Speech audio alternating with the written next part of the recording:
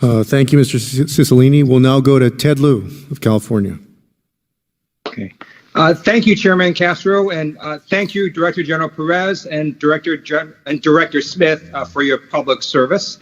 I'd like to ask about assignment restrictions, which I understand is a practice where the State Department prohibits a State Department employee from working on a specific country or countries. I don't necessarily have a philosophical objection to assignment restrictions, but I would be very concerned if they disproportionately impact certain groups of people. So I have been shown a survey by the Asian American Affiliation Group of the State Department, and it looks like that Asian Americans are disparately impacted by these assignment restrictions. So first, I want to find out how they work. So let's say you're a Jewish American State Department employee.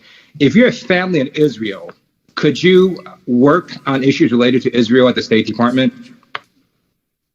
And I'll ask that of Director General Perez. Thank you, Congressman Lieu. So first of all, the assignment restrictions process is run by the Office of the Bureau of Diplomatic Security, and so I am not familiar with what the response would be if somebody was Jewish American, whether or not they could actually work in Israel.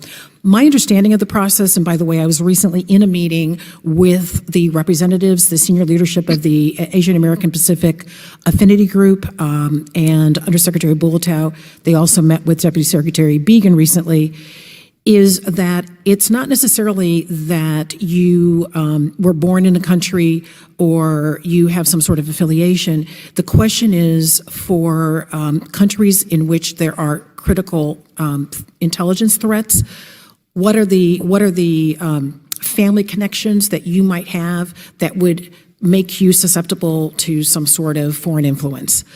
I think, the Bureau of Diplomatic Security understands that they will look forward to working on a better communications plan for this. I think that's one of the things that the Asian American Pacific Group wanted.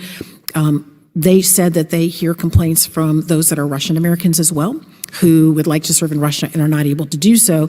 And it appears to be, and again, I'm not the expert, so this is something that would have to go to diplomatic security, but it appears to be, what are those familial ties and how does that actually then affect foreign influence?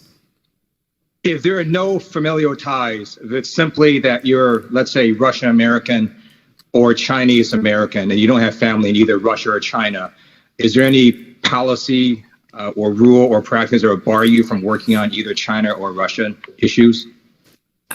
Congressman, with all due respect, I don't think I'm qualified to answer that question, just because I'm not an expert on whatever the regulations are that they work under. But my understanding is there's some sort of review that happens, that they look at the ties that happen between an individual's ties to a certain country where there might be a critical intelligence threat. There is an appeals process that exists. I think that DS is going to do a better job of explaining how that appeals process works, but I'm sorry, I don't know enough about that process to answer your question. I'm just thinking maybe you might want to find more about this process since you're Director General of the Foreign Service and Director of Global Talent. And if it's affecting your State Department employees and they feel discriminated against, or they don't want to serve in the State Department anymore because they feel like these assignment restrictions prevent upward mobility, or if they realize that their career will be hampered, it seems like this should be an issue you would actually know more about. So let me tell you why I ask. I remember going on a congressional delegation a few years ago. It was to China and Japan. We were briefed by various agencies prior to this trip. There were about 12 people in the room. Not a single person happened to be Asian American. And I thought, I wonder if the United States State Department and intelligence agencies and other agencies are losing out because they might actually be losing some skills and expertise that they otherwise would have, but for these kinds of assignment restrictions.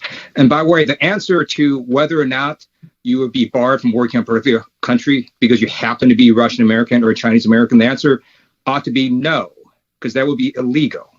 It would violate the person's civil rights. It would be discrimination based on ethnicity. So I hope that would be the answer. If you could please look into this issue. We'll be submitting some written questions. And I think this is a problem that you ought to address, because I think it is having an effect on global talent and the kind of talent that the State Department attracts.